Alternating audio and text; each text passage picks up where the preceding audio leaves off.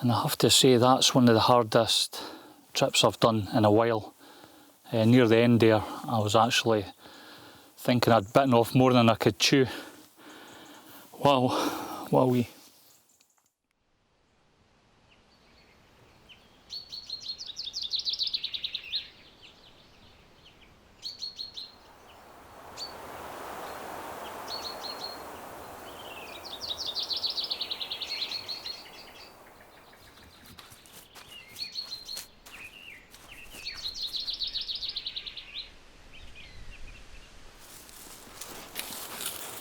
I've just been stopping now and again to check out some of the old trees, looking for potential compositions, just exploring. And it's a lovely walk in, a bit cold and windy, but still nice. Just nice to get out in this kind of environment and just chill out. Now the paths that I've come along, you can cycle them no problem. There's actually lots and lots of cycle routes right through the Cairngorms, and I've passed loads of people on their mountain bikes. But yeah, the hills in front here, that's the ones that I was at in my last film. I'm going to try and get to the top of, but in the Cairngorms, it all depends on the weather. I'm out to enjoy myself, so we'll play it by ear as always and see what happens.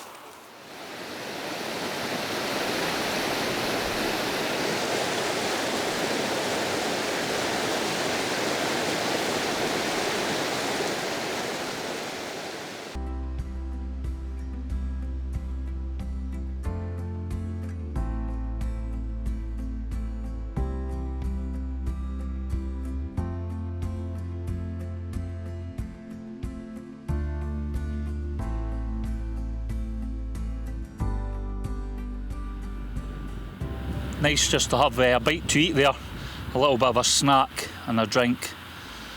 And the cloud just keeps coming and going. When it clears and the sun comes out, the wind just drops and it's glorious.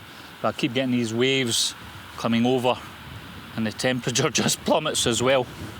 Now over to the right of the camera, it looks glorious.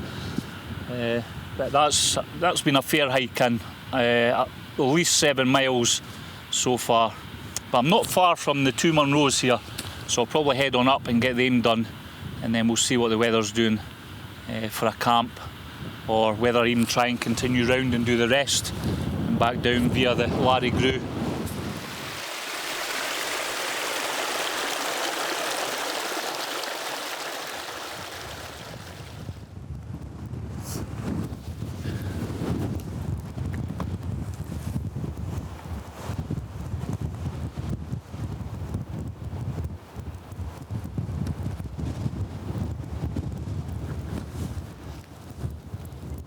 Absolutely incredible. But I've got to get up the top of that Munro there and down the other side.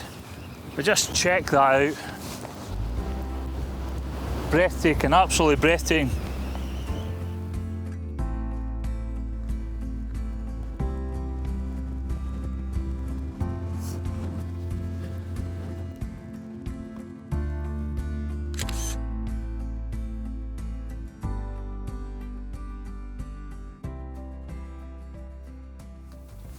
Into the void.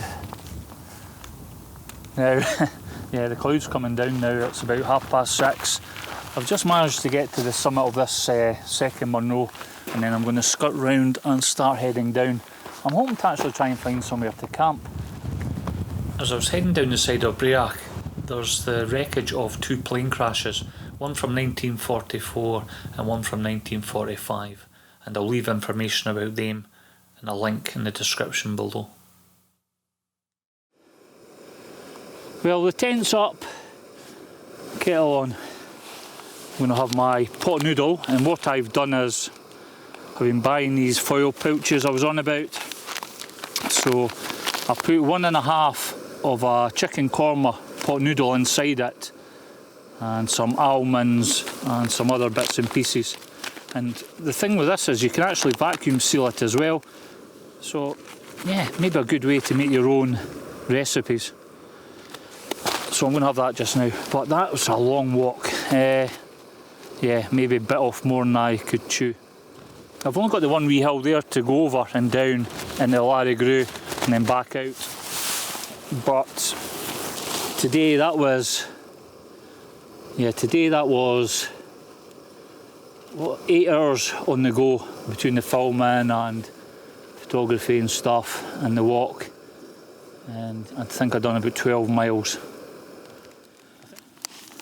So we'll give this pot noodle a go.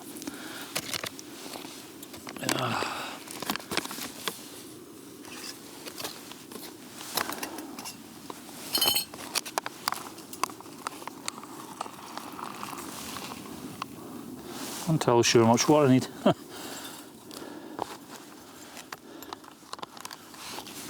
Some of the, don't fall over, some of the, what is it, mango sauce. Now, directly opposite the tent, I was doing a bit of a time lapse there. I'll show you in a second. Once I kind of get settled for the night. Yeah, a time lapse of Ben McDewey. It's right there.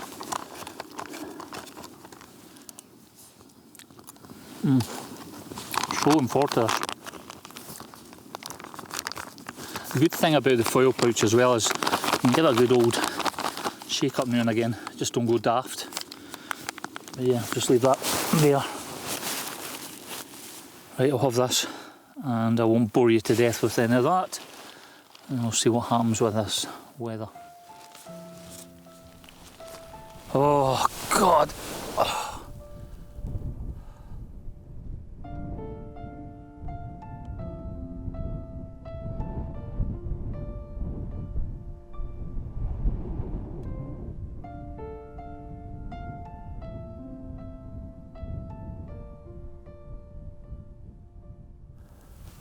Good morning everyone.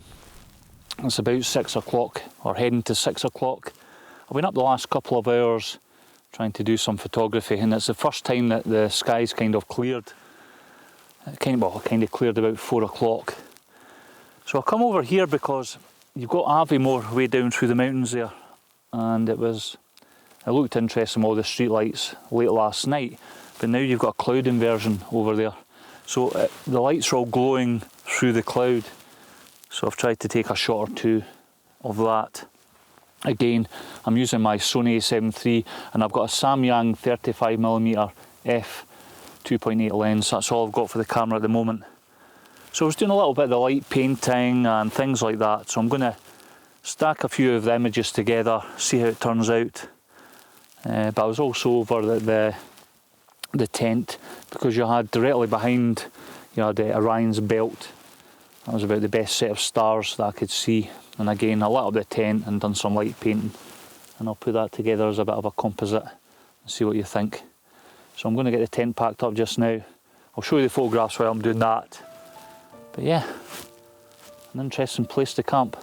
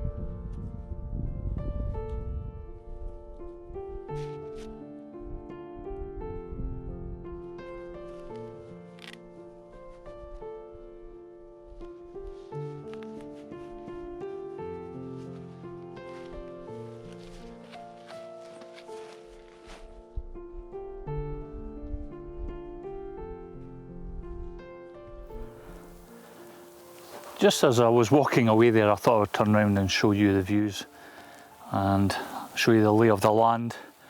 Down there is where I was pitched, try to get a bit of shelter from the wind. And over there is the Devil's Point.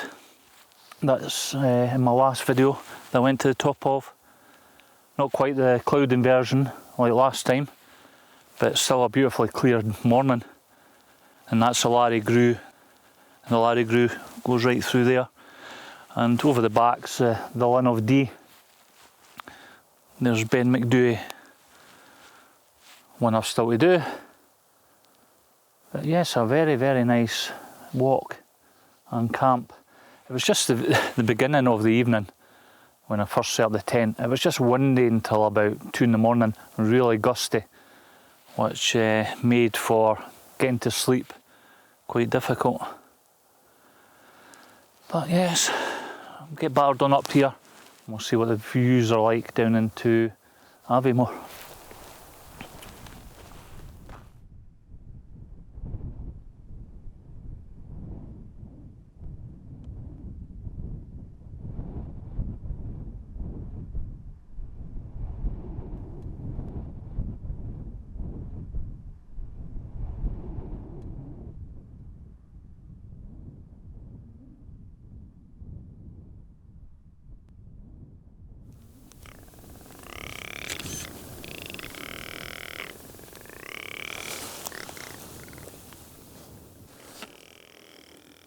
But yeah, what a place.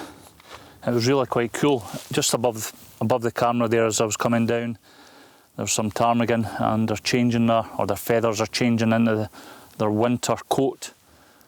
So I was trying to record their chatter and take some photographs and footage without disturbing them, and it was really quite hard. And hopefully I got a shot or two or some images and a bit of footage. Now I've just to get down this little bit of hill here, get across the river onto the other side. You might just make out the trail going along, and it heads into the forest in the distance and then back to the car. So maybe take an hour or two.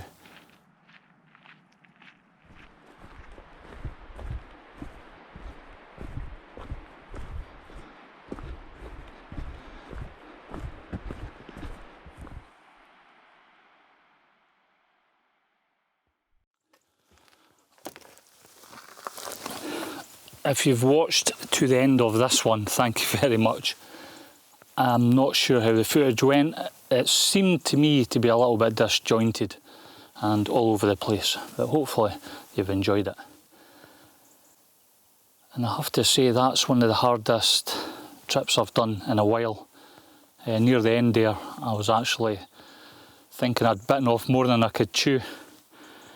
Wow, wowee. But as always, that's it. I'm going to get home, and I'm glad I brought some Lucozade. Oh, I was needing that. Yeah, I'm going to get this kit away and down the road. As always, thank you very much for watching, and until next time, take care.